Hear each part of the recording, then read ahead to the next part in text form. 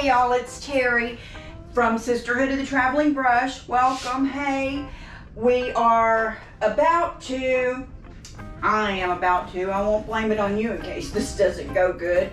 I'm about to start a German Schmear technique on this wall that we found exposed in the bathroom of one of our buildings after everything had to be torn down because of Hurricane Laura. And I was prepared to smear the mud on here and do all the things, and let me just show you what happens. This is my bucket of mud and it's all moldy. But what I've done is grab a few chip brushes.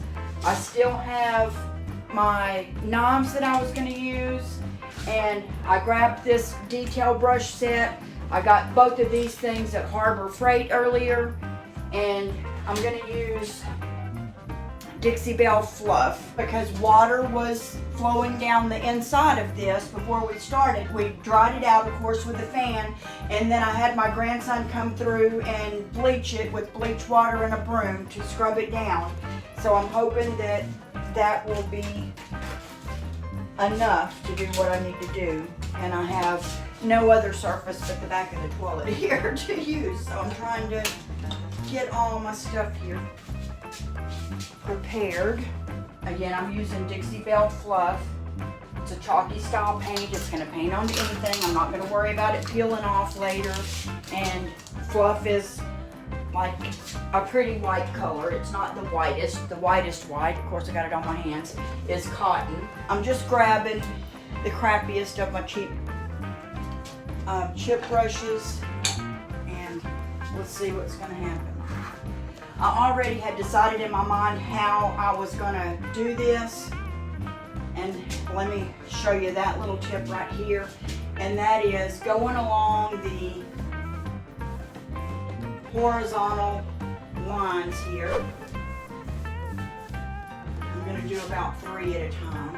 These are 2 different kinds of bricks. On the left-hand side of the wall, it's a red brick that's like all flat and smooth, and on this right side it's a mixed one. Okay, so now I'm just going to come back with the medium size of the little knives. Kind of scrape at it, trying to keep any excess paint from running. Gets a little bit on there. I'll just scrape it down to where we're going to go next. And then I'm going to come right back and get the vertical areas.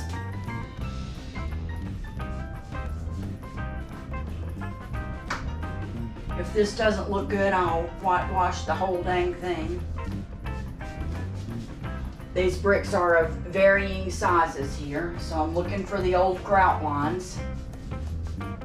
These are, it looks to me like maybe there used to be a window here and they closed that in. It happened long before my time. Had a little bit too much paint on my brush that time, but that's okay because with this kind of technique, there's going to be areas that are thicker and areas that are thinner with the actual grout.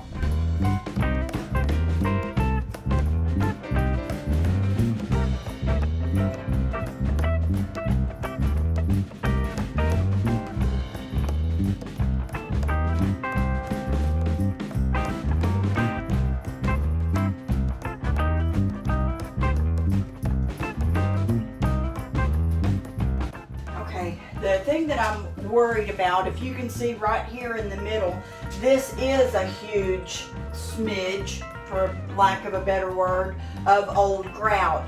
If you're looking at this, this is probably the original brick. This is where they filled in a window, and this is where I guess they just filled in holes from where it was so bad. So what I'll do when I'm doing those parts, I'm going to do that now to make sure that that you can see that, is I'm going to cover this whole thing white, just like this was in grout.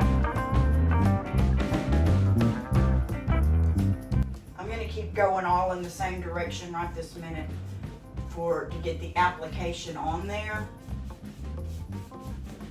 and then I'll go different directions with the knife in a minute.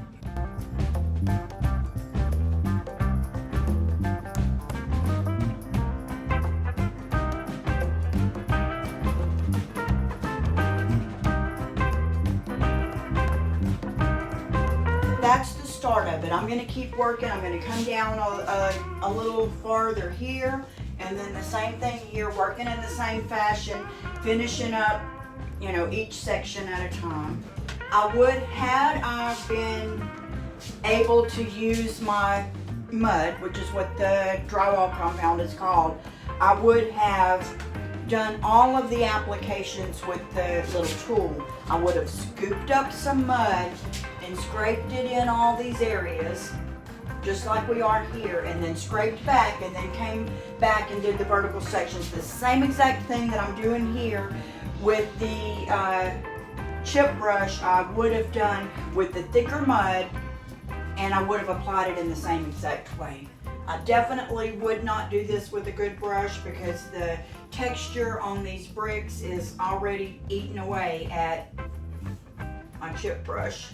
And I'm definitely, you know, knocking some grout out and things here and there, so it definitely would contaminate your paint. So keep that in mind and use some type of little container.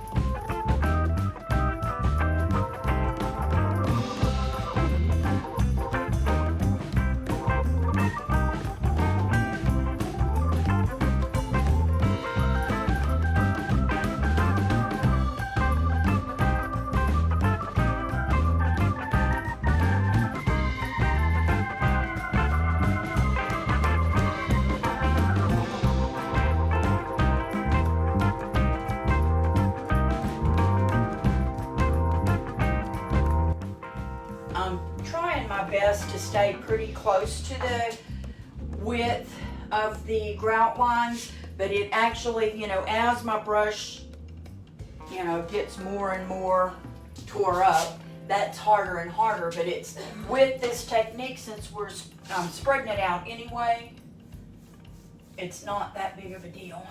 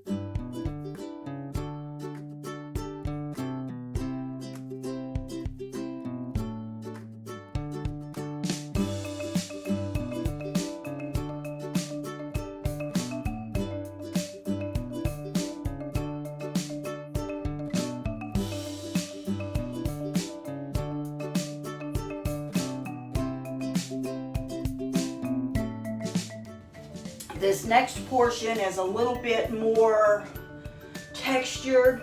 The grout lines are a little bit deeper. It just is totally different, much older brick than the other.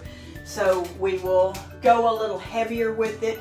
Like this area here, I wish that didn't have to be there, but that was all just cement mud. And So I covered it up the same way it was. I'm not trying to rewrite anything here. Oh, that's a lot of nasty up in there. Probably do a little more since this is so narrow.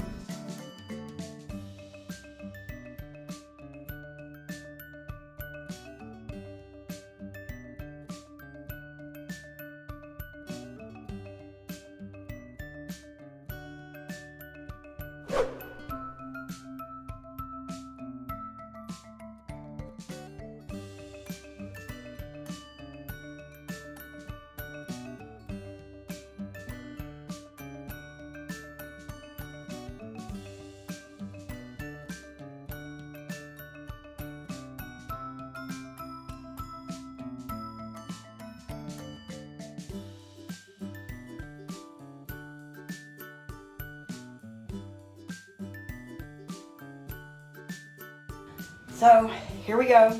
Thanks for watching. If you have any questions, let me know. I'll take some close-up pictures and post them later. I would love to see your projects. Please share them. Let us see what's going on, and I will see you in the next video. Bye.